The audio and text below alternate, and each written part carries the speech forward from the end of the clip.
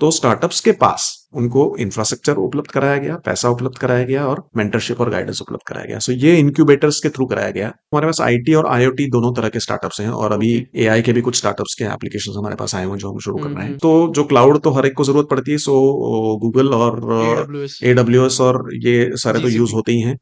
काफी सारे वेबसाइट या डिजिटल मार्केटिंग या स्टार्टअप्स को 20 देशों के स्टार्टअप्स के साथ नेटवर्किंग की अपॉर्चुनिटी है। 20 देशों के इन्वेस्टर्स के साथ नेटवर्किंग की अपॉर्चुनिटी है। सो ये डीप टेक स्टार्टअप्स के लिए भी मिनिस्ट्री ने कुछ स्कीम्स नई लाई हैं। हाइपरलूप। हाइपरलूप। सो हाइपरलूप टेक्नोलॉजी वर्ल्ड में सभी जगह इस पे रिसर्च हो रहा है। ये अभी देवेंद्र फडणवीस ने पिछले टेन्योर में करवाया था, पुणे से मुंबई 22 मिनट। सो शार्क टैंक तरह के इवेंट्स या प्रोग्राम्स के डेफिनेटली एक यूज है, एक यूटिलिटी है कि जनरल पब्लिक में ये अवेयरनेस आ गया कि स्टार्टअप्स को फंडिंग मिल रहा है। हाँ। तो अच्छी आइडिया है आपकी, हाँ। और अगर आपका डिटर्मिनेशन स्ट्रांग है हाँ। तो there is a lot of support available. दोस्तों, हम सब जॉब कर रहे हैं और जॉब के साथ हम सबको लगता है कि स्टार्टअप स्टार्ट करना चाहिए, पर प्रॉब्लम ये है कि हम में से बहुत ही कम लोगों को पता है कि ये कैसे होगा। तो आज उसका सॉल्यूशन हमने इस पॉडकास्ट पे डिस्कस करा है। हमारे पॉडकास्ट के गेस्ट हैं सुनील, जो कि अटल इंक्यूबेशन सेंटर पिनाकल पुणे के सीईओ हैं। उनके साथ हमने इस प्रॉब्लम के बारे में डिस्कस करा है। होल इंक्यूबेशन कैसे होता है एंड टू एंड, उसके बारे में डिस्कस करा है। तो शुरू करते हैं। तो सर, कैसे हैं आप? पहले ये बताइए। Good morning Archit, I am very good, how are you? I am also good sir. और बताएं so sir. Welcome to Pune. Yeah sir, Bangalore से पूरे बहुत डिफरेंस है yes in yes, terms of weather, in in terms terms of of weather, in traffic. Terms of traffic also. हाँ sir, जो 12 kilometre मैंने अभी तय किया within half an hour, और वहाँ 8 किलोमीटर भी 45 मिनट लगते हैं। एक घंटा लग जाता है। Exactly sir. एग्जैक्टली।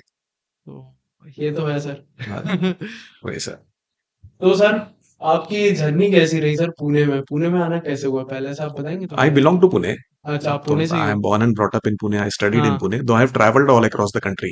अच्छा। सो मैंने भारत का शायद ही कोई ऐसा स्टेट है जहां मैं नहीं गया हूँ, और स्टेट भी नहीं, शायद ही हाँ। कोई ऐसा जिला है हाँ। जहां मैंने मेरे सेल्स के करियर में मैं नहीं गया हूँ। नहीं गए हो आप? So I've traveled all India and I've traveled maybe about 20 countries हाँ। in the world also. So I've been traveling in my profession.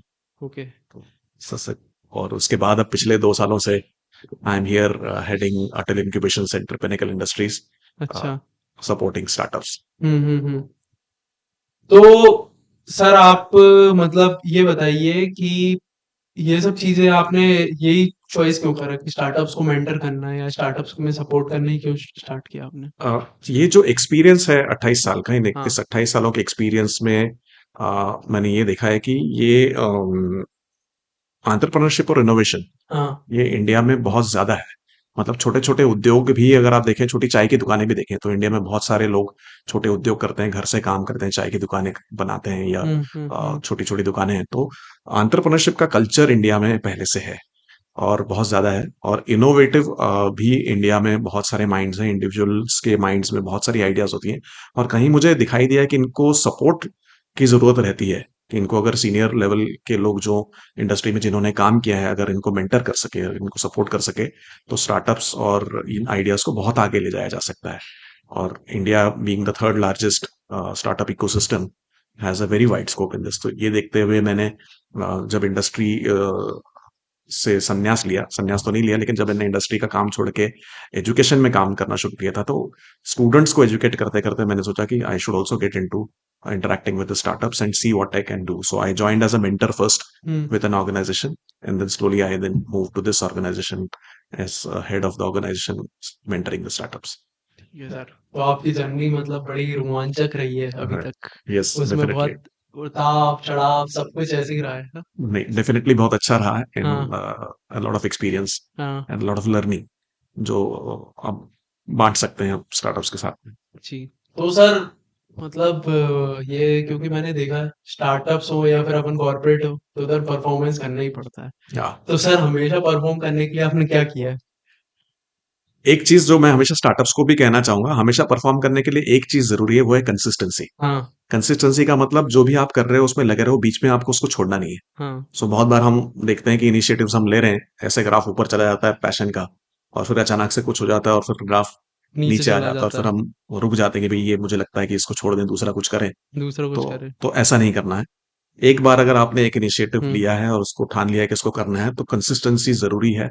समय लगता है कुछ चीजों को, सो कंसिस्टेंसी जरूरी है। सो that is one good formula for success, चाहे मतलब वो आप कह रहे स्टार्टअप हो हो। कि ताजमहल को बनने में भी 21 साल लग गए थे हाँ, उस ताजमहल को जमाने बनने में में भी, भी तो 30 साल ऐसे लगे। कुछ भी स्टार्टअप बनाने में कोई भी भी स्टार्टअप यही। बनाने में भी समय लगता है। ऐसा नहीं कि हमने स्टार्टअप शुरू कर दिया और 6 महीने में, 1 साल में हमारा रेवेन्यू शुरू हो गया और हम बड़ी हाँ कंपनी बन गए, 1000 करोड़ की कंपनी बन गए। ऐसा नहीं होता हाँ है, समय लगता है। सर, मतलब एक पॉइंट है हाँ। कि एक मेरा फ्रेंड है, हम्म, उसने गोल्डमैन सैक्स में था, अच्छी खासी जॉब छोड़ के उसने स्टार्टअप बिल्डअप करा। तो हाँ, एक बैंगलोर में जो मैंने देखा है लोगों के बीच में और सब जगह, सबको फंडिंग का पैसा चाहिए, किसी को पैसा नहीं कमाना है स्टार्टअप। हाँ। ये आपने भी नोटिस करा है क्या अभी तक? हाँ, ये ट्रेंड जरूर है, लेकिन हाँ हर चीज में अगर हम अच्छाई देखना चाहें हाँ और अच्छी बातों को ही चुनना चाहें, तो हम शायद इसको इग्नोर कर सकते हैं हाँ कि ऐसे स्टार्टअप्स भी हैं जो केवल फंडिंग के लिए स्टार्टअप में आते हैं जॉब्स छोड़ के। हाँ लेकिन शायद मुझे लगता है कि इनको इग्नोर करना चाहिए। जो जो मेन फोकस है हाँ। वो है अच्छे स्टार्टअप्स, अच्छे आइडियाज को सपोर्ट करके हुँ, इकोनॉमी को बढ़ावा देना। जी।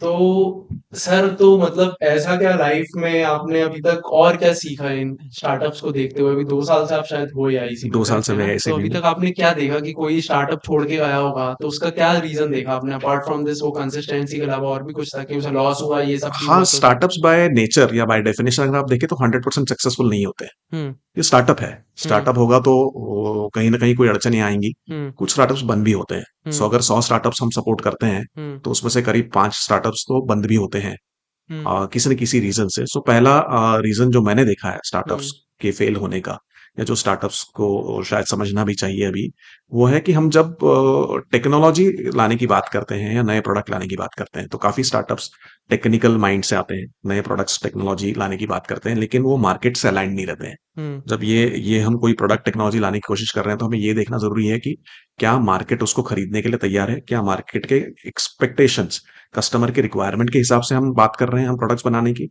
अगर वो नहीं है, तो काफी स्टार्टअप्स प्रोडक्ट बनाते हैं, इन्वेस्टमेंट्स करते हैं, लेकिन फिर बाद में सेल नहीं हो पाता है क्योंकि मार्केट को उसकी रिक्वायरमेंट नहीं है या मार्केट को कुछ और चाहिए था।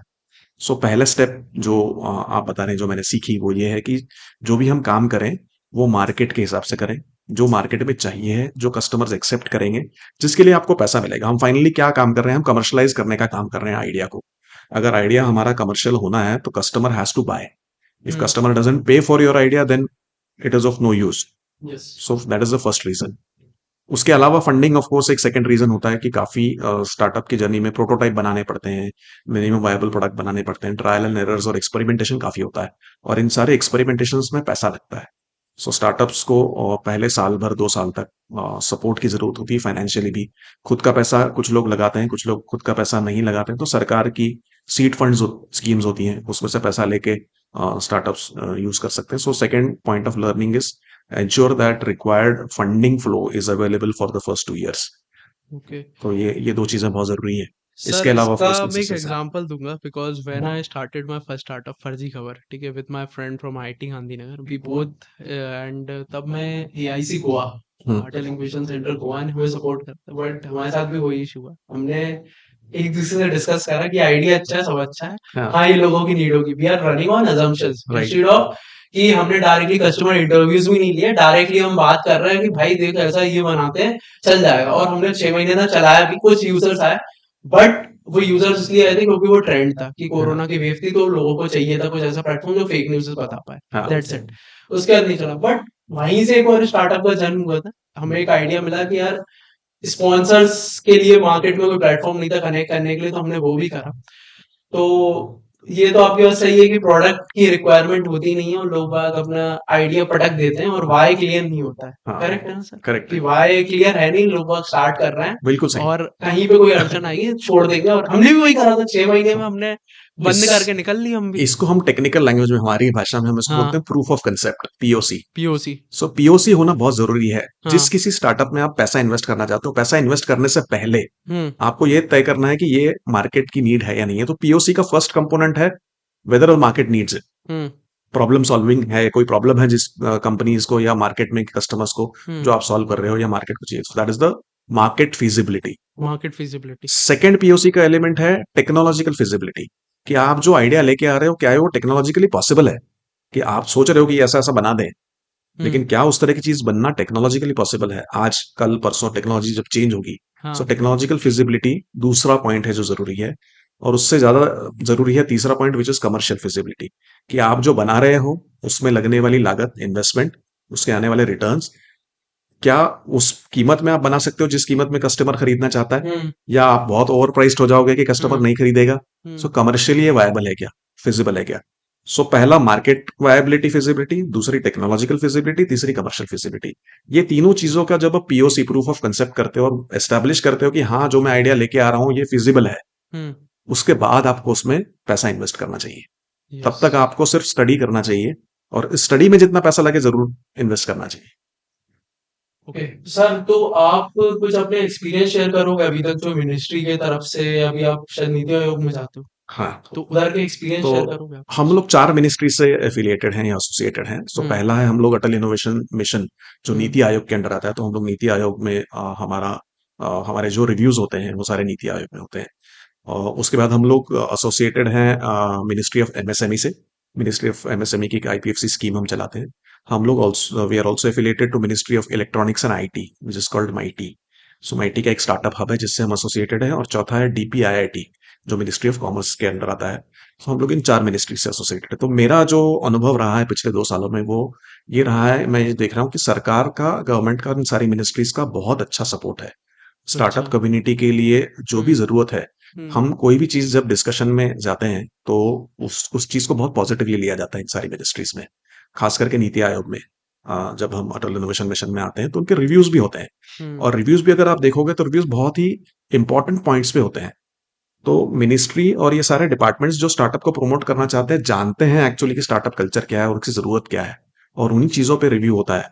और उसके आउटकम्स भी बहुत क्लियरली डिफाइंड है कि अगर आप स्टार्टअप को सपोर्ट कर रहे हो तो आपने कितने प्रोडक्ट डेवलप किए, आप स्टार्टअप्स ने आपने कितने पेटेंट जनरेट किए, आपके स्टार्टअप्स ने कितना रोजगार उपलब्ध कराया एम्प्लॉयमेंट की, आपके स्टार्टअप्स ने कितने रेवेन्यू जनरेट किए। ये हर स्टार्टअप का ट्रैकिंग ये सारी मिनिस्ट्रीज कर रही हैं। सो जहां पे पैसा खर्चा हो रहा है वहां पे उसका रिजल्ट आ रहा है या नहीं आ रहा है। सो रिजल्ट ओरिएंटेड काम ये बहुत अच्छा हो रहा है, और सपोर्ट भी बहुत अच्छा है फंडिंग में। खास करके बहुत सारी स्कीम्स है सरकार की जो बहुत सारे लोगों को पता नहीं है। वेबसाइट्स पे अगर आप जाएं, सोशल मीडिया पे जाएं, तो आपको पता चलेगा कि सीड फंड जो स्टार्टअप को आइडिया लेवल से लेके कमर्शियल लेवल तक जाने के लिए चाहिए, वो काफी हद तक ग्रांट्स और सीड फंड के माध्यम से सरकार ने उपलब्ध कराया हुआ है। सो आप जरूर इन चीजों को समझें, आपके पास के इंक्यूबेटर्स के पास जाएं, और फिर इसको समझने की कोशिश करें। सर, ये इंक्यूबेटर क्या होता है? इंक्यूबेटर एक ऑर्गेनाइजेशन या एक एंटिटी गवर्नमेंट ने तैयार की है, क्योंकि गवर्नमेंट जब सपोर्ट करना चाहता है तो गवर्नमेंट तो हजारों स्टार्टअप्स हैं भारत में। सो हजारों स्टार्टअप्स तक एक डिपार्टमेंट नहीं पहुंच सकता है। करेक्ट। तो रीजनली तो स्टार्टअप्स को क्या चाहिए, अगर उस जरूरतों को समझें तो स्टार्टअप्स को सबसे पहले चाहिए होती है जगह, इंफ्रास्ट्रक्चर, जहां से वो अपना उद्योग शुरू कर सके। एक ऑफिस की जगह, कुछ प्रोटोटाइप बनाने की जगह। उस इंफ्रास्ट्रक्चर के बाद स्टार्टअप को चाहिए पैसा, कि भाई 1 साल तक मैं उसको प्रोडक्ट बनाने के लिए, प्रोटोटाइप बनाने के लिए पैसा लगे। उसको चाहिए गाइडेंस, कि अच्छे मेंटर्स हों जो उसको गाइड करे कि भाई ये क्या। इन सारी चीजों को सरकार कैसे उपलब्ध करा सकती है, तो सरकार ने इंक्यूबेटर सेंटर्स बनाए वर्ल्ड क्लास, जो वर्ल्ड क्लास इंफ्रास्ट्रक्चर प्रोवाइड कर सके स्टार्टअप्स को, जो मेंटरिंग और गाइडेंस प्रोवाइड कर सके स्टार्टअप्स को, और फंडिंग जो सरकार दे रही है उसको प्रोवाइड कर सके। इसीलिए इनका सिटी लेवल पे रीजनल होना बहुत जरूरी है। जहां स्टार्टअप है वहां पे startup all across the country है। नॉर्थ ईस्ट में भी स्टार्टअप्स है, जम्मू में भी है, कन्याकुमारी में भी है, और बाकी जगह भी है। तो स्टार्टअप्स के पास उनको इंफ्रास्ट्रक्चर उपलब्ध कराया गया, पैसा उपलब्ध कराया गया, और मेंटरशिप और गाइडेंस उपलब्ध कराया गया। सो ये इंक्यूबेटर्स के थ्रू कराया गया, और ऐसे कई इंक्यूबेटर्स हर सरकार के, हर डिपार्टमेंट के अंडर बनाए गए। एग्जैक्टली। तो सर, मतलब देखो, मैं अपना एक्सपीरियंस शेयर करूं तो हाँ, मैं स्टार्टअप इंक्यूबेटर में क्यों जाना चाहता था कि उस टाइम पे हमें वेबसाइट बनाई थी, तो हमें हाँ। उसे होस्ट करना था। तो हमें सीधे क्लाउड एडब्ल्यूएस के क्रेडेंशियल्स क्रेडिट आप जो लोगों चाहिए के थे थ्रू मिलते वो थे। फ्री चाहिए थे, हाँ, वो फ्री पूरे चाहिए थे। मिलते हैं हाँ, सारे वो स्टार्टअप्स शायद को। 5,000 था, उनने 10,000 कर दिया एडब्ल्यूएस फॉर स्टार्टअप्स। तो कहीं से कुछ हम लोगों ने कहा कि हम डायरेक्टली करेंगे। सच्चा ये है कि स्टार्टअप एक इंक्यूबेट जगह हो जाता है, मेंटरशिप भी हो जाएगी, ये भी होगा। हाँ, तो वी अडॉप्ट, हम इसलिए गए थे इंक्यूबेशन के पास कि वहां से कुछ हो जाए। अच्छा सर, इंक्यूबेशन वर्सेस एक्सेलेरेटर, इसमें क्या डिफरेंस है? दो अलग अलग स्टेजेस हैं स्टार्टअप की जर्नी में। हाँ। स्टार्टअप जब आइडिया लेकर आते हैं और उस आइडिया को एक प्रोटोटाइप बना के कमर्शियली मार्केट में लॉन्च करते हैं और कुछ रेवेन्यू जनरेट करते हैं, तब तक की जर्नी में जो हम लोग उनको सपोर्ट करते हैं that is called incubation. So idea level से लेके मार्केट में कमर्शलाइज होने तक। एक्सेलरेशन उसके बाद शुरू होता है जब आप ऑलरेडी कमर्शलाइज्ड हो आपका प्रोडक्ट मार्केट में आ चुका है, अब आप नेक्स्ट लेवल जंप लेना चाहते हो, मान लो आप 1 करोड़ का टर्नओवर कर रहे हो और आप अभी 100 करोड़ तक जाना चाहते हो, 50 करोड़ तक जाना चाहते हो, तो जो नेक्स्ट लेवल का जंप है उसके लिए पैसा, फंडिंग बहुत जरूरी है। सो कमर्शियलाइज स्टार्टअप्स के लिए इन्वेस्टर्स को कनेक्ट करवाना, ये एक्सेलरेटर का काम है। सो आइडिया से लेके कमर्शलाइज होने तक उसको सपोर्ट करना, जगह देना, मेंटरशिप देना और सीड फंड देना, ये इंक्यूबेटर का काम है। और उससे आगे नेक्स्ट लीप लेना, नेक्स्ट जंप लेना, ये एक्सेलरेटर का काम एक्सेलेरेटर। तो कोई आप नाम बता सकते हो कुछ इंक्यूबेटर का, अटल इंक्यूबेशन मिशन के अलावा या आईसी के अलावा? है। सारे इंक्यूबेटर्स एक्सेलरेशन प्रोग्राम भी चलाते हैं। अच्छा, आप लोग भी चलाते हाँ, हो? हम लोग भी चलाते हैं। तो हमारे यहाँ 3 तरह के प्रोग्राम्स होते हैं, हाँ। जिसको हम प्री इंक्यूबेशन, इंक्यूबेशन और एक्सेलरेशन 3 होते हैं। तीनों की नीड अलग-अलग है, स्टार्टअप के स्टेज अलग-अलग है। प्री इंक्यूबेशन मतलब केवल आइडिया लेवल के स्टार्टअप, जिसके पास केवल आइडिया है, बट उस आइडिया को उसको फाइन ट्यून करना है, चिज़ल आउट करना है और एक प्रोडक्ट बनाना है प्रोटोटाइप तक, तब तक की जर्नी को हम प्री इंक्यूबेशन में कवर करते हैं। तो उसके लिए मेंटरिंग अलग है, हुँ। उसके लिए उनको डिजाइन थिंकिंग, उसके लिए उनको अलग तरह की चीजें बतानी पड़ती है। फिर उससे आगे इंक्यूबेशन और उससे आगे एक्सलेशन। तो हमारे यहाँ स्ट्रक्चर्ड प्रोग्राम चलते हैं साल भर। काफी इंक्यूबेटर्स, यही एक सिस्टम रहता है इंक्यूबेटर्स का कि तीनों तरह के प्रोग्राम इंक्यूबेटर्स चलाते हैं, तीनों में अलग अलग सरकार की सपोर्ट स्कीम्स है। हुँ। ओके। तो सर, तो मैं अगर प्री इंक्यूबेशन को ये मानूँ कि आइडिया फेज़ वालों को आप लोग इंक्यूबेट करते हो? सही है, बिल्कुल सही है। स्टूडेंट्स भी होते हैं उसमें काफी। हुँ। सो प्री इंक्यूबेशन में इंजीनियरिंग कॉलेज के स्टूडेंट्स, मैनेजमेंट कॉलेज के स्टूडेंट्स भी बहुत होते हैं, हुँ। जो आइडियाज लेकर आते हैं। और स्टूडेंट्स को कुछ मिनिस्ट्रीज की स्कीम्स हैं जिसको बोलते हैं EIR, एंटरप्रेन्योरशिप इन रेसिडेंस। सो उनको एक स्टाइपेंड की तरह से एक्चुअली स्कीम की शुरुआत हुई थी कि जब आप स्टूडेंट हो और आप नौकरी ना करते हुए अपना हुँ। खुद का कुछ करना चाह रहे हो, तो फिक्स्ड कुछ आपको पैसा मिलता रहे जो आप स्टार्टअप में लगाते रहो। ओके। सो इस तरह की भी सपोर्ट स्कीम सरकार की है, जिसमें स्टूडेंट्स भी आते हैं। सो प्री स्टूडेंट्स। इंक्यूबेशन है जिसमें स्टूडेंट्स और आइडियाज वाले स्टार्टअप्स आते हैं। ओके। तो सर, इंक्यूबेशन को मैं उस तरीके से लूँ, जो सेकंड आपने स्टेज बताया कि जिसमें प्रोटोटाइप बन गया, एमवीपी बन चुका है। प्रोटोटाइप बन चुका है, एमवीपी भले ही ना बनाओ लेकिन एक प्रोटो बना होगा, हाँ। पीओसी हुआ है, या हुँ। लैब में आपने काम किया है, लैब स्केल पे आपके रिजल्ट्स आपने एस्टेब्लिश किए हैं। हुँ। तो कुछ बेसिक काम हुआ है, केवल आइडिया नहीं है, लेकिन कुछ बेसिक काम हुआ है और इनोवेशन आप कर रहे हो, तो आप इंक्यूबेशन प्रोग्राम में आते हो। फिर हम, हमारी जिम्मेदारी, हम आपको सपोर्ट करें वहां से लेके कमर्शलाइज होने तक। यस। इसके अलावा सर, जो आपने लास्ट फेज़ बताया था, एक्सेलरेशन। एक्सेलरेशन, उसमें क्या रहता है बेसिकली? सो उसमें जो कमर्शियली जो जो रेवेन्यू जनरेटिंग स्टार्टअप है, जो हुँ। सेल कर रहे हैं, हुँ। ऐसे स्टार्टअप्स को हम लोग इन्वेस्टर्स, हो हमारे पास जैसे हमारा इंक्यूबेटर है, तो हमारे करीब 150 इन्वेस्टर्स से कनेक्ट है। हुँ। इसमें 2 तरह के इन्वेस्टर्स होते हैं, एक इंडिविजुअल इन्वेस्टर्स होते हैं जो खुद पैसा लगाना चाहते हैं हुँ। स्टार्टअप में, हुँ। जिसको हम हुँ। एंजल इन्वेस्टर्स कहते हैं। हुँ। और एक ऑर्गेनाइज्ड वेंचर कैपिटल फॉर्म्स होती हैं। सो एंजल इन्वेस्टर्स और वेंचर कैपिटल फॉर्म्स से हर इंक्यूबेटर के कनेक्ट होते हैं। अच्छा। सो हम लोग उनकी एक मीट अरेंज करवाते हैं। ओके। सो जितने स्टार्टअप्स को फंडिंग चाहिए है, उनको हम पास ऑन करते हैं, एंजल इन्वेस्टर्स और वेंचर कैपिटल फंड्स को। उनके प्रेजेंटेशंस होते हैं, पिच प्रेजेंटेशंस और इवेंट्स होते हैं, जिसमें ये डिस्कशंस होते हैं। और फिर जिनको सेलेक्ट किया जाता है, जो वेंचर कैपिटल फर्म्स या एंजल इन्वेस्टर सेलेक्ट करें, वो स्टार्टअप्स को वो लोग फंडिंग देते हैं। ठीक है। सो हमारा काम होता है उनके पिच डेक्स को फाइन ट्यून करना, उनको इन्वेस्टमेंट रेडी बनाना और फिर उनको कनेक्ट करवाना एंजल इन्वेस्टर्स से और वेंचर कैपिटल फर्म से। अच्छा। तो अभी तक आपके पास जितने स्टार्टअप्स हैं, हम्म। इंक्यूबेटेड हैं यहाँ पे, एआई से पिनाकल, तो इनमें से आप ये बताइए सर कि कौन से स्टार्टअप्स, मतलब आईटी में अगर बताएं, कौन से टूल्स यूज कर रहे हैं, कुछ है? आईटी में अगर आप स्टार्टअप्स देखें, तो हमारे पास आईटी और आईओटी दोनों तरह के स्टार्टअप्स हैं, और अभी ओके। एआई के भी कुछ स्टार्टअप्स के एप्लीकेशंस हमारे पास आए हुए हैं जो हम शुरू कर हम्म। रहे हैं। हम्म। सो जैसे आपने बताया, कुछ तो जो क्लाउड तो हर एक को जरूरत पड़ती है, सो गूगल और एडब्ल्यूएस। AWS और ये सारे तो यूज जीसीपी। होते ही हैं। हम्म। इसके अलावा जोहो के स्टार्टअप के कुछ सॉफ्टवेयर्स हैं हम्म। जो जोहो स्टार्टअप्स को प्रोवाइड करता है, वो जोहो यूज होते हैं।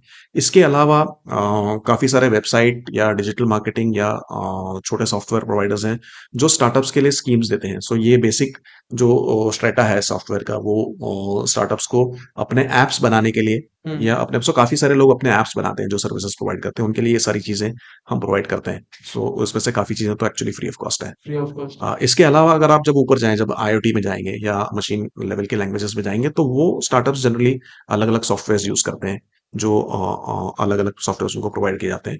जैसे डिजाइनिंग में एक और मैं एग्जांपल देना चाहूंगा आपको कि हमारे यहाँ ऑटोमोटिव और ईवी के बहुत सारे स्टार्टअप्स हैं। सो ये लोग जब ऑटोमोटिव कंपोनेंट्स डिजाइन करते हैं, तो इनको 3D डिजाइनिंग के सॉफ्टवेयर की जरूरत पड़ती है। 3D Creo design. क्रियो नाम का एक सॉफ्टवेयर सूट है। ओके। सो हम लोग क्रियो प्रोवाइड करते हैं। हाँ हाँ हाँ उनको जो जिसमें वो लोग 3D डिजाइनिंग कर सकते 3D हैं। डिजाइन सारे ऑटोमोटिव कंपोनेंट्स की डिजाइनिंग उसमें होती है। सो हाँ 2D 3D डिजाइनिंग के सॉफ्टवेयर्स होते हैं। सो ये डिजाइन के सॉफ्टवेयर्स होते हैं। सो इस तरह के सॉफ्टवेयर का सपोर्ट आप स्टार्टअप्स को लोग दिया देते जाता हो ओके तो सर अपार्ट फ्रॉम दिस की मतलब जैसे आपने क्रियो बताया है। तो ये सब फ्री ऑफ कॉस्ट रहता है ये इसमें सब फ्री कुछ वो कॉस्ट नहीं आते हैं। रहता है और सर जैसे मान लो कि किसी क्रियो का मैथवर्क्स है। हाँ मैथवर्क्स भी देते हो आप ये लोग भी है सर। मैथवर्क्स भी मिल जाता है और भी बहुत से हैं वैसे ना टूल्स उसमें हाँ, लिस्ट ऑफ टूल्स हैं बहुत काफी सारे है depending on what the software what the हाँ स्टार्टअप नीड। सो अब आज हालत ऐसी है कि अगर स्टार्टअप को ए बी सी चाहिए है तो ए बी सी प्रोवाइड हो जाता है। If it hmm is not available with you also it can still be made available. Yes that is how it मतलब वर्क्स। पहले की तरह नहीं है कि भाई तुझे पूरी बलगो मजदूरी खुद करनी है खुद एक एक चीज खरीदनी नहीं, है और ऐसा खर्च नहीं है। वैसा कुछ नहीं है नहीं, ऐसा नहीं अब है। इन्वेस्टमेंट ऑलरेडी मतलब बहुत क्योंकि टूल्स पे बहुत सारा वो जाता है कॉस्ट जाता है उसको बिल्टअप करने में सब कुछ करने में वो वैसे ही आप लोग कवर करवा ही देते हो ये तो सही है अच्छा सर कोई यूट्यूब चैनल है उसे आप इंक्यूबेट करते हो क्या नहीं, यूट्यूब चैनल्स को हमने अभी तक इंक्यूबेट नहीं किया है। हमारा वो स्ट्रेंथ नहीं है, हमारी वो डोमेन नहीं है। अच्छा वो डोमेन हमारी नहीं जो है एक्सपर्टीज है वो हाँ ज्यादातर ऑटोमोटिव मैन्युफैक्चरिंग हाँ ईवीज इसके अंदर है। एग्री टेक में अच्छा है। नहीं क्योंकि आजकल सर मतलब हम भी सोच रहे थे कि आपके इंक्यूबेट हो जाते हैं जरूर कर सकते हैं, हम आपको रेकमेंड कर सकते हैं। काफी सारे हाँ इंक्यूबेटर्स हाँ हैं जिनकी ये स्पेशलिटी है। हाँ सो हमारा क्या एडिटिंग का खर्चा बच जाता है ना हम भी क्लाउड का एक EC2 का इंस्टेंस लेते हैं उस पे पूरा सब कुछ रन करके हमारा खर्चा बच पर जाता आप है डेफिनेटली हाँ अगर करना चाहें तो कुछ नया करिए। हाँ so innovation is the first criteria हाँ फॉर सर उसमें सिलेक्शन। भी तो हम इनोवेट ही कर रहे हैं हम टेक्नोलॉजी को समझा रहे हैं हाँ, लोगों तो को अगर आप इनोवेट कर रहे हो, इनोवेशन हाँ need not be A product innovation, हाँ हाँ इट हाँ can be A any innovation in form product और प्रोसेस और एनी फॉर्म। यस सो आप अगर इनोवेट कर रहे हो हाँ तो आपको डेफिनेटली प्रेफरेंस दिया जाएगा इंक्यूबेटर्स में। दे देंगे तो ना अगर आप इनोवेट नहीं कर रहे हो तो नहीं, ठीक डेफिनेटली है नहीं। सर आपका रेफरेंस काम आ जाएगा हाँ, इनोवेशन काम आएगा। इनोवेशन नहीं नहीं अब रेफरेंस के बिना बट एक चीज और है सर अब स्टार्टअप्स को वो चीज भी फेस नहीं करनी पड़ती जो पहले 91 के पहले करनी पड़ती थी करेक्ट है जो आपने भी देखा होगा आपका तो हम तो 91 में पैदा भी नहीं हुए थे हाँ, उसके पहले की जो जर्नी थी कि एक लाइसेंस राज था और जैसे उस टाइम पे जो कंपनीज बिल्टअप हुई हैं हाँ, वो आज भी चल रही हैं बट हर कंपनी नहीं और हर आदमी पहले सोचता था यार क्यों यार इतना पैसा होना चाहिए तब जाके स्टार्टअप या कुछ स्टार्टअप तो छोड़ ही दे तो बिजनेस ही टर्म होता था हाँ। ये तो शायद अराउंड 2006 या 10 से स्टार्ट हुआ है जब ओला आया है इंडिया में करेक्ट है ना अभी तो खैर 100 से ऊपर यूनिकॉर्न बन गए हैं इंडिया में। हाँ तो that itself is a proof on what is happening in the Indian economy, yes on in the startup ecosystem.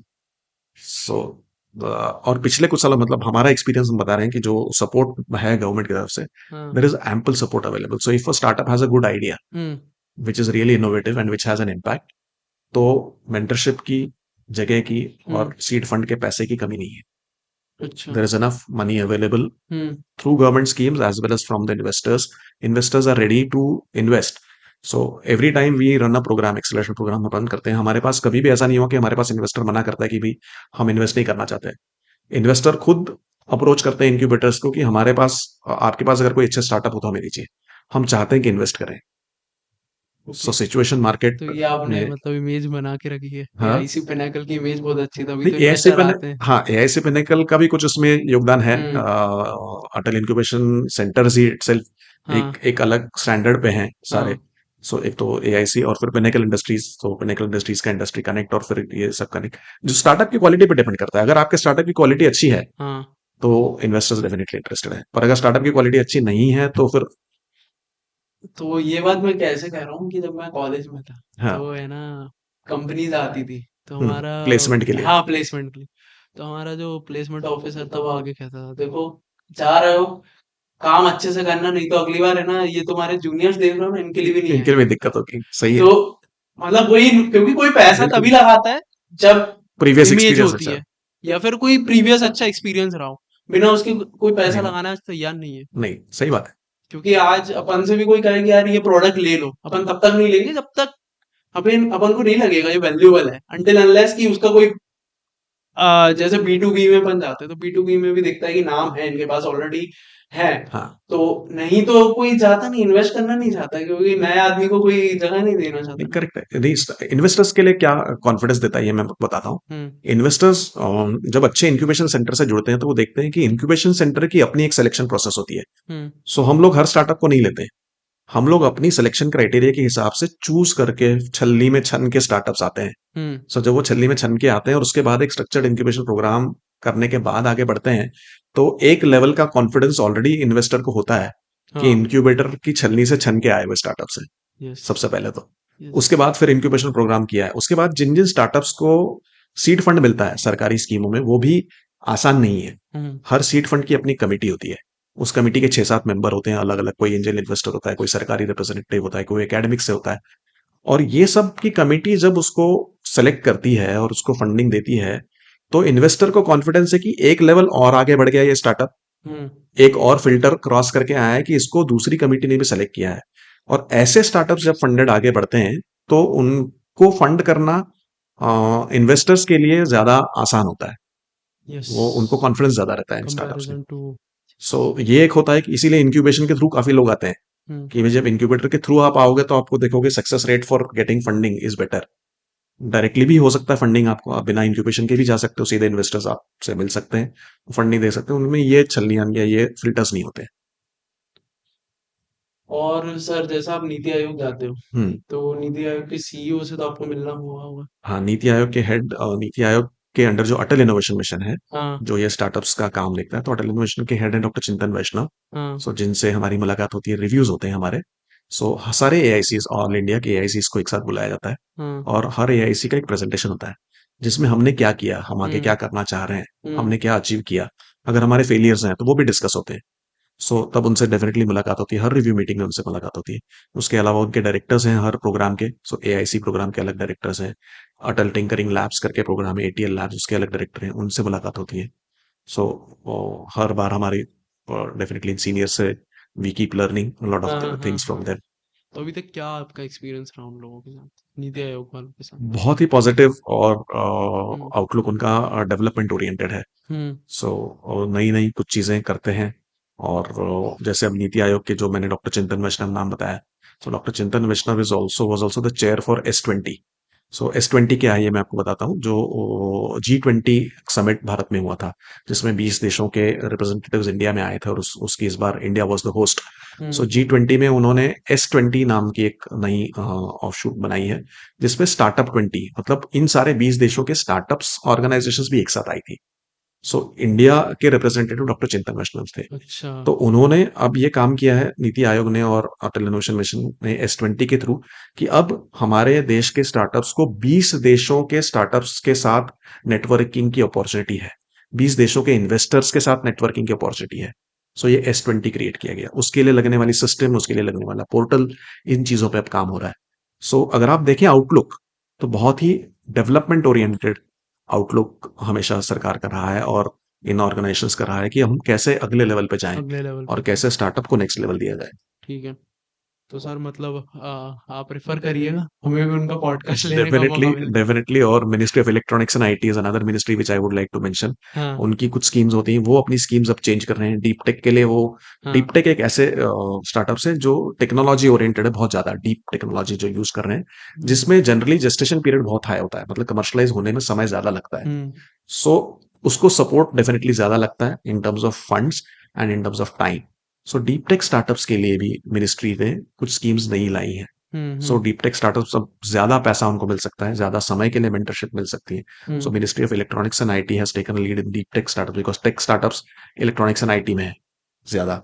So that is one more step that has been taken. So there are many steps that can be listed or that can be spoken about. Okay तो sir वैसे भी deep tech वाले मिल भी नहीं रहे हम भी सोच रहे थे पॉडकास्ट ले लें बट कोई मिल नहीं रहा है अभी एक है मिले हैं, अभी देखते हैं उनसे वो गूगल में है काफी स्टार्टअप्स सब है। एक स्टार्टअप हमारे यहाँ है जिसके आप पॉडकास्ट कभी ले सकते हो। तो सर सो आज ही करवा दीजिए सो that is a startup who's making a hyperloop. Hyper loop so hyperloop technology world में सब सभी जगह इस पे रिसर्च हो रहा है। ये अभी देवेंद्र फडणवीस ने पिछले टेन्योर में करवाया था पुणे से मुंबई 22 पुणे मिनट के से अंदर मुंबई है ना जाने सही है में ना जो सर है, हाँ सो उस वक्त उन्होंने एक अमेरिकन कंपनी के साथ में एग्रीमेंट किया था, लेकिन वो काम हो नहीं पाया। हाँ सरकार बदल गई है, उसके बाद काम हो नहीं पाया। लेकिन अब इस पे इंडिया में 2 जगहों पे काम हो रहा है, उसमें से एक हमारे यहाँ हो रहा है। क्या बात है सो हाइपरलूप टेक्नोलॉजी पे कुछ लोग काम कर रहे हैं, वो स्टूडेंट से जब उन्होंने काम शुरू किया। पर आज आप जब देखोगे तो उन्होंने एक प्रोटोटाइप काफी बड़े लेवल पे तैयार किया है जो वर्किंग है। दुबई अब इसको आगे ले जाएंगे, काफी साल लगेंगे हाइपरलूप टेक्नोलॉजी को इंडिया में लाने के लिए। हमारे हिसाब से कम 4 से 5 साल और लगेंगे। So this is an example of deep tech. अब उनको 4 से 5 साल तक सपोर्ट करना जरूरी है। वो आपके कंधों पे उनका। हमारे कंधों पे नहीं, वो तो हाँ मतलब कर रहे हैं, मेंटरशिप तो आपको करनी लेकिन पड़ेगी ना, मेंटरशिप हम सपोर्ट करेंगे आपको डेफिनेटली। देना पड़ेगा, नहीं तो कैसे होगा काम। हम कर रहे हैं, हमारे साथ में एक को हाँ, इंक्यूबेशन का कंसेप्ट है। कोई इंक्यूबेशन। ये भी है कि एक इंक्यूबेटर इस तरह के डीप टेक स्टार्टअप को पूरी जर्नी में सपोर्ट नहीं कर सकता है। हम्म जर्नी के अलग अलग स्टेप्स में अलग अलग चीजों की जरूरत होती है। हम्म सो जैसे एक लेवल पे आने के बाद में इनको एक अलग टेक्नोलॉजी की जब जरूरत पड़ती है, तो हम्म। इन्होंने आईआईटी दिल्ली से उस टेक्नोलॉजी के लिए इनपुट लिया है। अच्छा। उसके बाद फिर एक स्टेप आगे जाके उनको नॉर्म्स बनाने पड़ेंगे कि ये हाइपरलूप चलेगा तो इसके लिए अप्रूवल कौन देगा, सरकार का कौन सा डिपार्टमेंट इसको टेस्ट करेगा। इन सब के लिए फिर हमने इनसे को इंक्यूबेट करवाया इनको एआरएआई में, automotive research association of India में। सो हम्म। एआरएआई और हम मिलके इनके साथ काम कर रहे हैं अब कि ये कैसे किया जाए। सो अलग अलग स्टेजेस पे अलग अलग ऑर्गेनाइजेशंस को इन्वॉल्व करना और को इंक्यूबेट कराना उनके साथ में, ये जरूरी होता है डीप टेक स्टार्टअप्स के लिए, स्पेशली जो लॉन्ग टर्म 4 या 5 साल तक की बात कर रहे हैं इनके लिए। क्या बात है सर। तो आपने मतलब, तो सर ये सब मेंटरशिप करने के लिए कहाँ कहाँ से आप एक्सपीरियंस लाए होंगे। आ, अकेले इंक्यूबेटर की टीम का ये काम नहीं है। सो हाँ हमारे पास अलग अलग सेक्टर से अलग अलग मेंटर्स हैं। हाँ। सो सीनियर काफी सीनियर मेंटर्स हैं जो जिन्होंने इंडस्ट्री में काफी सीनियर लेवल पे काम किया है, as managing directors of limited companies hmm. या as chairman of limited companies. और हाँ। वो लोग भी स्टार्टअप्स को गाइड करते हैं आज। तो बहुत खुशी की बात है कि वो समय देते हैं और स्टार्टअप्स को गाइड करते हैं। So they we have about 95 mentors 95। Associated with us, तो ये अलग सरकार अलग ने दिए सेक्टर्स हैं के या हैं। आपने नहीं, अपने नेटवर्क में ये बनाए। इंक्यूबेटर का नेटवर्क है। सो अच्छा। हाँ, सो इसमें से कुछ लोग थोड़ा समय देते हैं, हम्म काफी सारे तो प्रो बोनो बेसिस पे कोई पैसा भी नहीं लेते हैं ये, क्योंकि हम्म। इनका शौक है, इनका पैशन है कि हम स्टार्टअप्स को गाइड करें। हम्म। तो और अलग अलग सेक्टर वाइज टेक्नोलॉजिकल खास करके मेंटरिंग दी जाती है। सो आईटी वालों को आईटी के मेंटर्स की जरूरत होती है, एग्री वालों को एग्री के मेंटर्स की जरूरत होती है, और बिजनेस मैनेजमेंट के मेंटर्स अक्रॉस, लीगल के मेंटर्स अक्रॉस, फाइनेंस के मेंटर्स अक्रॉस द सेक्टर्स चलते हैं। सबके सो अलग अलग मतलब सबकी अलग अलग नीड्स आती हैं रिक्वायरमेंट होती आपके। है। बढ़िया है सर। तो सर इतना एक्सपीरियंस आपने मतलब कहाँ कहाँ गेन करके आए? आपने बताया था शायद आप मर्सिडीज में भी काम करके आए। मर्सिडीज में काम नहीं, कंसल्टिंग असाइनमेंट्स मैंने अच्छा, किए हैं। सो कंसल्टिंग मैंने काम असाइनमेंट। ज्यादा किया ऑटोमोटिव इंडस्ट्री में, ऑटोमोटिव में। पर मैंने कंसल्टिंग बहुत सारी की है, बहुत सारी ऑटोमोबाइल कंपनीज के लिए। सो बजाज टेम्पो जहां मैं काम करता था, जिसका नाम फोर्स मोटर्स होगा, हाँ। फोर्स मोटर्स में मेरा लार्जेस्ट टेन्योर रहा। और अच्छा। उसके बाद फिर सबसे ज्यादा कंसल्टिंग मैंने की महिंद्रा एंड महिंद्रा के लिए, फिर टाटा मोटर्स, मर्सिडीज, इन सब में। जेसीबी, बहुत सारी कंट्रीज में और हम्म। इंडिया में अलग अलग जगहों पे मैंने इनके लिए कंसल्टिंग असाइनमेंट्स की हैं। सर तो मतलब फोर्स तो वही ना, वो तूफान जो आती है, हाँ, बड़ी तूफान वाली और 16 ट्रैवलर, सीटर बैठो निकल और लो जो कहीं ट्रैवलर वाली। बनती है। हाँ, ट्रैवलर वाली। आ, अब आप एक बात बताइए कि फंडिंग के राउंड कैसे होते हैं। एक मतलब एक बंदा आया, उसने कहा मुझे आपके यहाँ 6 महीने में इंक्यूबेट हुआ है, तो आप ऐसा तो है नहीं उसे फंडिंग के लिए भेज दो, कुछ आप भी क्राइटेरिया रखते होगा और एक करेक्ट, इन्वेस्टर भी रखते हो, तो वो कैसे होते हैं। करेक्ट। अब जैसे हमारा इंक्यूबेशन प्रोग्राम होता है, हमारे हाँ इंक्यूबेशन प्रोग्राम में शुरू का जो स्ट्रक्चर्ड इंक्यूबेशन होता है, वो खत्म होने के बाद में इंक्यूबेशन प्रोग्राम का and is called a demo day. हाँ। डेमो डे क्या होता है कि जब सारे इन स्टार्टअप्स हैं जो इंक्यूबेटेड हैं, वो इन्वेस्टर्स को एक पिच प्रेजेंटेशन देते हैं। अब ये हुआ सीड फंड लेवल का। सीड फंड मतलब वो फंड जो सीडिंग, जो नाम में ही है सीड, कि जब हम्म। बीज बोया गया और हाँ उससे पौधा उग रहा है। हाँ। सो seed fund is only that level जब तक आप कमर्शलाइज हो रहे हो। हम्म सो ये हम लोग इन हाउस अरेंज करवाते हैं, जहां इन्वेस्टर्स आते हैं हमारे यहाँ पे, और जो हम्म। हमारे इंक्यूबेटेड स्टार्टअप्स है वो उनको प्रेजेंटेशन देते हैं, ओके। और हम फंडिंग अरेंज करवाते हैं। हाँ। इससे आगे जो प्रोग्राम है उसमें अलग स्टार्टअप्स लिस्ट होते हैं, हमारे स्टार्टअप्स भी आते हैं और बाहर के स्टार्टअप्स भी हमारे पास लिस्ट करते हैं एक्सेलरेशन प्रोग्राम में। सो हम्म। जैसे हमने अभी रिसेंटली फरवरी में एक एक्सेलरेशन प्रोग्राम किया जिसका नाम है पिनेकल इन्वेस्टमेंट कॉन्क्लेव। अच्छा। सो इस इन्वेस्टमेंट कॉन्क्लेव में 200 से ज्यादा स्टार्टअप्स ने अप्लाई किया था। हम्म फिर उस हमारी कमेटी बनती है जिसमें चार्टर्ड अकाउंटेंट्स हैं, मैनेजमेंट एक्सपर्ट्स हैं, हम लोग खुद होते हैं, इंक्यूबेशन एक्सपर्ट्स हैं, एंजल इन्वेस्टर्स हैं। ये सारे लोग मिलके कमिटीज इनको इवैल्यूएट करती हैं। तो इसके कुछ क्राइटेरिया होता है कि वो कितना रेवेन्यू जनरेट कर रहे हैं, कहाँ तक आगे जा सकते हैं, फ्यूचर प्रोजेक्शंस क्या है, अगले 5 साल के प्रोजेक्शंस क्या है। इन सब चीजों को देखते हुए इन 200 कंपनियों को हमने शॉर्टलिस्ट किया। मैं एक एग्जांपल के हाँ हाँ जरिए हाँ आपको प्रोसेस बता रहा हूँ कि ये हाँ कैसे काम करता है। हाँ। सो हमने शॉर्टलिस्ट करके 33 कंपनीज सेलेक्ट की, हम्म जिनको हमने अपॉर्चुनिटी दी फाइनेंसर के सामने या इन्वेस्टर के सामने प्रेजेंटेशन देने की। हम्म सो जैसे आप शार्क टैंक देखते हैं, ये एक हम्म तरह का इवेंट है। इस तरह के इवेंट्स इनक्यूबेटर्स अरेंज करते हैं। तो जैसे हमने वो पिनेकल इन्वेस्टमेंट कॉन्क्लेव अरेंज किया, फिर वो एक बड़े पैमाने पे इन्वेस्टमेंट कॉन्क्लेव अरेंज हुआ जहां पे 25 इन्वेस्टर्स थे, जिसमें एंजल इन्वेस्टर्स भी थे, वेंचर कैपिटल कंपनीज भी थे और केबिन्स थे अलग अलग, जहां पे इन 33 स्टार्टअप्स ने जो शॉर्ट लिस्टेड है आके अपने आइडियाज को प्रेजेंट किया, अपने प्रपोजल्स को प्रेजेंट किया। उसी दिन एंड ऑफ द डे 13 लोगों को आइडेंटिफाई किया गया, इन्वेस्टर्स ने आइडेंटिफाई किया कि हम इन 13 को आगे बढ़ाएंगे और अगर ये सब कुछ क्राइटेरिया मीट करते हैं तो हम इनमें इन्वेस्ट करेंगे, और फिर उनके इंडिविजुअल डिस्कशंस और ड्यू डिलिजेंस के राउंड शुरू होते हैं। सो ये प्रोसेस होती है एक्सेलरेशन प्रोसेस, जिसमें से जो लोग ऑलरेडी कमर्शियल लेवल पे हैं आगे चल के फंडिंग के लिए अप्लाई कर सकते हैं। ठीक। तो सर ये क्या वैसे ही होता है क्या, वो जैसे दिखाया जाता है कि 3 बैठे जैसे हुए शार्क हैं टैंक में पहले? है, बैठे अच्छा, हुए हैं, शार्क टैंक वाले वो बिल्कुल सीन रहता है, बिल्कुल पूरा बिल्कुल वही उसी स्टोरी तरह से टाइप होता इन्वेस्टर्स बैठे होते हैं। हाँ, इन्वेस्टर्स जो बैठे होते हैं, हर एक इन्वेस्टर या एंजल हाँ, इन्वेस्टर या वेंचर कैपिटल फर्म के कुछ सेक्टर्स होते हैं काफी सारे। हाँ, हाँ, सो कुछ कंपनीज हैं जो ऑटोमोटिव और ईवी में ही काम करना चाहती हैं, कुछ है जो केवल एग्री में ही काम करना चाहते हैं। हाँ, तो इस तरह से अलग अलग ग्रुप बनते हैं इन्वेस्टर्स के, ओके, और वो इन्वेस्टर्स के सामने केवल एग्री के इन्वेस्टर्स जो हैं उनके सामने एग्री वाले ही पिच हम देते हैं। सो एग्री वाले ही उनको पिच करते हैं, क्योंकि उनका इंटरेस्ट केवल एग्री में है। अच्छा, तो वो एग्रीकल्चर वालों को फिर तो इस तरह से सेग्रीगेट किए जाते हैं ग्रुप्स, और उनके सामने जैसे आप शार्क टैंक में देखते हो या किसी और प्रोग्राम में देखते हो, उस तरह से प्रेजेंटेशंस दिए जाते हैं। हाँ, जो शार्क टैंक में बताया जाता है कि वहीं उनको डिसीजन मिल जाता है कि मैं आपको 2 करोड़ रुपया दे रहा हूँ और आपसे 5% इक्विटी ले रहा हूँ, इस तरह से नहीं होता है। इस तरह से प्रैक्टिकली कभी नहीं होता है। अ, उनको उसमें टाइम लगता है उनको फिर। टाइम लगता है इन्वेस्टमेंट के डिसीजन में, 3 से 6 महीने का समय लगता है। सो वहां पे सिर्फ शॉर्टलिस्टिंग होता है, शॉर्टलिस्टिंग के बाद उनकी ड्यू डिलिजेंस प्रोसेस शुरू होती है। फिर जब वो आगे चल के, तो शार्क टैंक में भी सिमिलर है। हालांकि आपको टीवी पे दिखाया जाता है कि उनको 2 करोड़ रुपए जल्दी देने मिल गए, हाँ। डिसाइड कर दिया है या डिक्लेयर कर दिया गया, लेकिन उनकी भी ड्यू डिलिजेंस प्रोसेस होती है जो बाद में जाके शुरू होती है। कोई ऐसा स्टार्टअप है जो शार्क टैंक से हो गया है? शार्क टैंक में नहीं, लेकिन हमारे इन्वेस्टमेंट कॉन्क्लेव में काफी सारे गए। काफी गए, अच्छा। और आपके क्या थॉट प्रोसेस है शार्क टैंक के बारे में? ऐसे शोज होने चाहिए या नहीं होने चाहिए? क्योंकि मैं पहला क्वेश्चन पूरा करूँ, क्योंकि शार्क टैंक में जो जजेस आते हैं, उनका अगर वो देखो कि फाइनेंस रिपोर्ट या फिर जो उनके बारे में छापा जाता है, वो भी पॉजिटिव नहीं रहता। हाँ, सारा उनका और पॉजिटिव नहीं, कुछ का है। कुछ चीजें बहुत नेगेटिव है, कुछ मतलब मैं बता रहा हूँ कि उनके ऊपर इतने रील्स बने हैं कि जिन्होंने उन्हें रिजेक्ट करा, जिस वे में रिजेक्ट करा, इज नॉट क्वाइट गुड। जिस वे में वो लोग बोलते हैं कि अरे ये आइडिया नहीं चलेगा, बंद कर दो, हाँ, तो काफी ब्लंटली बोलते हैं, काफी बार स्टार्टअप डिस्करेज हो जाते हैं। डिस्करेज होते हैं। वो इस वे में बोला जाता है कि आप ठीक है, आपको पैसा नहीं देना, आपको पोटेंशियल नहीं लग रहा है, तो बट वो स्टिल, तो आपका क्या थॉट है सर इस बार? नहीं, हर चीज में देखिए अप्रोच ये होना चाहिए कि हमें हर चीज में क्या हाँ, बेनिफिट है और क्या हाँ, पॉजिटिव है, ये देखा जाना चाहिए। हाँ, सो शार्क टैंक तरह के इवेंट्स या प्रोग्राम्स का डेफिनेटली एक यूज है, एक यूटिलिटी है कि जनरल पब्लिक में ये अवेयरनेस आ गया कि स्टार्टअप्स को फंडिंग मिल रहा है, हाँ, स्टार्टअप्स को फंडिंग देने वाले लोग हैं, चाहे वो 3 लोग जो स्टार्ट शार्क टैंक में है वो हैं या उनके अलावा कोई और हो। हाँ, लेकिन इस तरह के इंडस्ट्रियलिस्ट हैं, इस तरह के एंजल इन्वेस्टर्स हैं, इस तरह के लोग हैं जो स्टार्टअप्स को फंड कर रहे हैं। ये कंसेप्ट हाँ, पॉपुलराइज की है इस तरह के प्रोग्राम्स ने, कि आप जाके अपनी कंपनी के अपने आइडियाज को लोगों से शेयर करके इन्वेस्टमेंट्स ले सकते हो। यस, सो इसकी यूटिलिटी डेफिनेटली है। इस तरह के प्रोग्राम्स चलते रहने चाहिए जब तक आम जनता, जो स्टार्टअप्स हैं, सारे स्टार्टअप्स ये नहीं समझ लें कि हाँ ये ऑप्शंस अवेलेबल हैं। अवेलेबल है, ठीक है। क्योंकि सर मतलब एक बात है कि किसी को डिस्करेज इस वे में करो, पब्लिकली करो, तो वो एक उसपे कोई और पैसा भी नहीं लगाता है, मतलब वो घोड़े पे कोई पैसा नहीं नहीं, लगाएगा ऐसा नहीं है। अभी जिसको। जैसे हमने ये इन्वेस्टमेंट कॉन्क्लेव किया था, जिसमें हाँ, हमने 100-200 के आसपास स्टार्टअप्स आए थे, उसमें से करीब 7-8 स्टार्टअप्स ऐसे थे जो शार्क टैंक में जाके आए थे।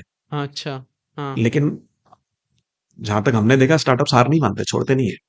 वो डिटर्मिनेशन वो भी डिटर्मिनेशन रहता है उनका कि रहता है, बेटी क्या, आपने नहीं दिया पैसा कोई बात नहीं, मेरी आइडिया तो अच्छी है, मुझे पता है मेरी आइडिया अच्छी है, तो मैं कहीं ना कहीं और से पैसा इंतजाम कर लूंगा। तो वो दूसरे इन्वेस्टर्स के पास जाते हैं। क्योंकि व्हाट आई सीन, एक आकाश बनर्जी करके यूट्यूबर है, उसने एक वीडियो बनाया था दोगले शार्क्स, हाँ, ठीक है, उनने उसकी पूरी मतलब सब सब शार्क्स के बारे में बताया था। हाँ। तो वो एक नेगेटिव इम्पैक्ट भी क्रिएट करता है, क्योंकि एक घोड़े पे, उस घोड़े पे कोई पैसा नहीं लगाना चाहता जो अच्छा परफॉर्म नहीं कर रहा है। जो शार्क टैंक से रिजेक्ट हुआ, ऐसा नहीं है, लेकिन हाँ, ऐसा नहीं होता। नहीं, ऐसा नहीं, क्योंकि वो कोई भी, मैंने बताया, स्टार्टअप डिटरमाइंड रहते हैं। हाँ, स्टार्टअप्स अपनी जिद छोड़ते नहीं है। वो अगर हाँ, वहां रिजेक्ट होएगा तो कोई बात नहीं, वो दूसरी जगह फिर से अप्लाई करते हैं, फिर से। और उनको बताने में कोई शर्म नहीं कि मैं स्टार्टअप्स शार्क टैंक से रिजेक्ट हुआ हूं, हाँ, क्योंकि हर इन्वेस्टर के क्राइटेरिया अलग होते हैं। सो शार्क टैंक के क्राइटेरिया अलग है, लेकिन किसी और इन्वेस्टर के क्राइटेरिया अलग हो सकते हैं। अलग हो सकते हैं ना। तो वो डेफिनेटली आते हैं बाकायदा, हर दूसरे इवेंट में आके पिच करते हैं और उनको फंडिंग भी मिलती है। मिलती है ना? ठीक। अगर आइडिया अच्छा है तो अच्छे स्टार्टअप्स, और अगर अच्छा आइडिया ऐसा है तो उनको चिंता करने की जरूरत नहीं है। ओके, और वाई कॉम्बिनेटर्स वाले गाइडलाइंस या वाई कॉम्बिनेटर जिस वे में चला रहा है चीज़ों को, तो आप लोग भी फॉलो करते हो, स्टार्टअप स्कूल जैसे बोलते हैं? नहीं, वाई कॉम्बिनेटर्स का कंसेप्ट बहुत ज्यादा हम हमारी अपनी गाइडलाइंस हैं हाँ। जिनको हम फॉलो करते हैं। नहीं, मतलब व्हाट आई ट्राई टू से कि वो लोग वर्ल्ड के सबसे बड़े वेंचर कैपिटलिस्ट हैं, ठीक है? अपने इंडिया के जैसे मीशो है, रिजर्व पे है, they are build from there, ठीक है? और इंडिया के भी बहुत से लोग वहां पे पार्टनर हैं जिन्होंने पैसा लगाया है, और बहुत पॉजिटिव फीडबैक आता है। वो लोग ये नहीं पब्लिकली कैमरा लगा के आपको बोले नहीं हाँ, आप सिलेक्ट नहीं हुए हो, आप चले जाओ यहाँ से, ठीक है? वो लोग ऐसा कुछ नहीं करते, दे आर सिंपली से कि आप सिलेक्ट हुए नहीं हो। हम लोगों अगर हम लोग बात करें तो आई एम गोइंग फॉर फर्जी खबर as well as for sponsor, तो हम दोनों आइडियाज नहीं सिलेक्ट हुए, इसमें कोई इशू नहीं है। बट कभी ये पब्लिकली हमें डिस्क्लोजर नहीं मिला कि आप पैसे तो एक चीज और है कि वो लोग भी बहुत सी चीजें प्रोवाइड करते हैं, ऑनलाइन ही रहता है, बट स्टिल थिंग्स बहुत पॉजिटिव है वहां पे। तो आप लोग भी अंदर से कुछ अडॉप्ट कर रहे हो या नहीं कर रहे हो वाई हाँ, कॉम्बिनेटर्स? वही मैं कह रहा हूं, हमने अपनी पॉलिसीज जो बनाई है हाँ। वो स्टार्टअप को सपोर्ट करने के हिसाब से बनाई है। हाँ। हमारे यहाँ ऐसा है कि अगर स्टार्टअप कोई रिजेक्ट हुआ है हम्म। किसी फंडिंग इवेंट में और वो हम्म। हमारा स्टार्टअप है, हम्म। तो it comes back to us also, okay. कि अब हम हमारा काम वहां से फिर से शुरू होता है हाँ। कि अब हम इस स्टार्टअप पे क्या काम करें हाँ। और कैसे इसको उस माइलस्टोन तक ले जाएं कि ये अगली बार सेलेक्ट हो जाए। ठीक है। तो that is the approach. Hmm. Reject करके भी आपकी आइडिया ठीक नहीं है, हम्म। तो अगर आइडिया ठीक नहीं है तो हम पहले लिया ही क्यों आपने सही बात है। इंक्यूबेशन में? सही बात है। अगर आपने इंक्यूबेशन में लिया है सही और बात आप है। उसको इंक्यूबेट कर रहे हो और उसके बाद में फाइनल स्टेज पे अगर जाके बोल रहे हो कि आइडिया ठीक नहीं है, तो दैट इज नॉट राइट। हाँ। सो अगर आइडिया ठीक नहीं है तो उस आइडिया को ठीक करना भी हाँ। मेंटर्स का काम है, सपोर्ट करना भी मेंटर्स का काम है कि इस आइडिया को किस तरह से बदला जाए, इस आइडिया को किस तरह से चेंज किया जाए। हो सकता है सेगमेंट ए की जगह सेगमेंट बी पे काम करें, प्रोडक्ट टेक्नोलॉजी ए की जगह टेक्नोलॉजी बी पे काम करें, तो वही स्टार्टअप, वही idea with some changes can become successful. So with this approach we get into our events okay. for our startups की कोई बात नहीं अगर रिजेक्ट होते हो, एक्सपीरियंस आपको मिल गया, आपको ये फीडबैक तो मिल गया कि मार्केट को चाहिए क्या, सही इन्वेस्टर बात को है। चाहिए क्या, तो सही बात it is a very valuable input. In fact जो भी स्टार्टअप रिजेक्ट होता है मैं उसको बधाई देता हूं पहले कि कॉन्ग्रेचुलेशन, आपको अभी पता चल गया कि आपकी आइडिया चलने वाली नहीं है। हम्म। आपको सही आदमी ने, इन्वेस्टर ने अभी बता दिया कि आपकी आइडिया चलने वाली नहीं है, हम्म। तो आप लकी हो। हम्म। अब इस आइडिया को चेंज करो, हम्म। और मेंटर्स आपको सपोर्ट करेंगे, हम आपको सपोर्ट करेंगे कि इस आइडिया को कैसे चेंज करें ताकि इन्वेस्टर उसी चीज में इन्वेस्ट करेगा जो चलेगी। हम्म। उनके अपने अलग क्राइटेरिया है। हम्म। सो आपको अभी जब फीडबैक मिल गया तो अभी राइट टाइम है, you have not spend too much money into it, you have not grown too big, so spend more efforts now to generate what is required by the market. Exactly. Okay. इसके अलावा sir मतलब अभी तक आपने कौन कौन से startups, कितने स्टार्टअप्स हैं टोटल आपके पास में? एआईसी पिनेकल ने अब तक 75 प्लस स्टार्टअप्स को इंक्यूबेट किया है। तो वर्चुअली या फिर सब आके यहाँ बैठते हैं? नहीं, फिजिकली भी और वर्चुअली भी दोनों मिला के हैं। हम्म। कोई 50-50 मान लीजिए आप करंट सिचुएशन में। 50-50। करंट सिचुएशन में 50% फिजिकल है, 50% वर्चुअल है। ओके। यहाँ पे को वर्किंग स्पेसेस हैं, यहाँ पे मेकर स्पेस है जहाँ पे स्टार्टअप्स यहाँ से ऑपरेट करते हैं। कुछ स्टार्टअप्स ऑल इंडिया से हैं, सो ओके। कुछ बैंगलोर से भी हैं, तो कुछ दिल्ली से भी हैं, तो सब जगह अलग से अलग जगहों होंगे। से हैं, तो वहां से को इंक्यूबेट भी होते हैं। हम्म। पुणे तो वैसे मैन्युफैक्चरिंग का अच्छा हब माना जाता है हाँ, इन पुणे टर्म्स में ऑफ और पुणे के आसपास के जो स्टार्टअप्स हैं, Pune is automotive hub. Automotive hub so माना हमारे जाता पास automotive, that is why our speciality and we our host company जो पिनेकल इंडस्ट्रीज है, ये एक ऑटोमोटिव बैकग्राउंड की कंपनी है। है। हाँ। और मेरा एक्सपीरियंस भी, जैसे मैं ऑटोमोटिव से हूँ, तो हम लोगों के फोकस में ऑटोमोटिव, इलेक्ट्रिक व्हीकल्स, मैन्युफैक्चरिंग, ये पहला सेक्टर है ओके। जिसको सपोर्ट करने के लिए हमारे पास मेंटर्स बहुत हैं। हमारे पास पूरी यंत्रणा है कि हम उसको मैन्युफैक्चरिंग करने में भी सपोर्ट कर सकते हैं। सो कमर्शलाइजेशन के लिए जो सपोर्ट चाहिए, मेंटरशिप चाहिए, वो हमारे पास हमारी स्ट्रेंथ है। अच्छा। So EVs automotive manufacturing is one strength, then followed by agri-tech, and then IT IoT. So these are the three ITIoT। major areas where we are into. Apart from that, we are also into food, hmm. health tech, okay. electronics, and other sectors. तो EV और AI तो भी boom पे है, correct है? Definitely है। EV EV और के स्टार्टअप्स अच्छा कर रहे हैं, हाँ, बिजनेस भी अच्छा मिल रहा है EV के स्टार्टअप्स को। ईवी के स्टार्टअप्स को, क्योंकि इलेक्ट्रॉनिक्स अब पेट्रोल पे तो अभी ठीक है, अपना देश है, बट आगे बढ़ चुकी हैं अब चीजें, उस हाँ, तरीके से नहीं चल रही हैं। और मार्केट काफी बड़ा है, मार्केट बड़ा है, it is market growing, size बहुत बड़ा है इट इसका। Is growing, there is lot of import substitution में स्कोप है। हम्म। और आईओटी का भी अराउंड 26.5 बिलियन डॉलर्स है मार्केट। IoT का भी बहुत बड़ा मार्केट है, कुछ स्टार्टअप्स हैं हमारे जो IoT में काम कर रहे हैं। हाँ। ठीक है। ठीक है सर, और कुछ डिस्कस करना? बस I think that's all. I just want to definitely give a message to startups through this हाँ, पॉडकास्ट कि अगर अच्छी आइडिया है आपकी हाँ, और अगर आपका डिटर्मिनेशन स्ट्रांग है, हाँ, so there is a lot of support available हाँ, through incubators, through the हाँ, government schemes. Do not get discouraged and disheartened if you get one failure. This is a journey. Startup की journey में उतार चढ़ाव ही आते रहेंगे। हाँ, consistency अगर आप रखें, अगर आपकी आइडिया अच्छी है और आपका बिलीफ अच्छा है अपने खुद पर हाँ, और सपोर्ट आपको अच्छा इंक्यूबेटर से मिल रहा है, future is definitely good. In okay, India today, the government is spending a lot of money and time and effort on this, and I'm sure India, which is the third largest startup ecosystem today, will probably in the next few years grow to the first largest startup ecosystem. The number of unicorns is not the only thing. केवल unicorns बनाना ये startup ecosystem का objective नहीं है. ऐसे भी बहुत सारे startups होंगे जो 100 करोड़ के टर्नओवर तक पहुंचेंगे, 50 करोड़ के टर्नओवर तक पहुंचेंगे, which self is a very big achievement. So economy में इस तरह की कंपनीज को क्रिएट करने की बहुत बड़ी अपॉर्चुनिटी आज इंडिया में है. उसको यूटिलाइज करें और पॉजिटिव रहें, उतार चढ़ावों से परेशान ना हो. उतार सर एक चीज और बोलिएगा, इस Yeah. कैमरे में देख के बोलिएगा कि subscribe to Archit Jain podcast for Yes. Technology को समझने डेफिनेटली. सो अर्चित जी, आपसे मिलके बात करके बहुत अच्छा लगा और मैं ये भी बताऊंगा हाँ, लोगों को कि इस तरह की अगर इस तरह के प्रोग्राम्स होंगे जो स्टार्टअप्स के लिए यूजफुल हैं, हाँ, जो हो रहे हैं अभी अर्चित जैन के पॉडकास्ट पॉडकास्ट से, पे, so please definitely subscribe to Archit Jain podcast हाँ, and also go through our website AIC Pinnacle. Understand more about the startup ecosystems. दादा सर एक बुक ये बुक है इंडिया नहीं भारत बोलो. हाँ, this has no political reason. हाँ, इंडिया और भारत को बहुत पॉलिटिकली अभी देखा गया है. सो बट आई हाँ एम इसमें श्योर ये पॉलिटिकल कम, इसमें पॉलिटिकल थ्योरेटिकल और कम, हिस्ट्री बेस्ड ज्यादा है यहाँ पे। लेकिन भारत के डेवलपमेंट की अगर बात है, हाँ, भारत के हेरिटेज की अगर बात है, भारत हाँ, के अगर कल्चर की बात है, तो डेफिनेटली इस बुक को पढ़ें और अमेज़न पे इसको अवेलेबल प्रमोट है, आप करें. परचेज़ कर सकते हैं, ठीक है? अमेजोन पे अवेलेबल है, परचेस कर सकते हैं. ठीक है। Thank you very much. Thank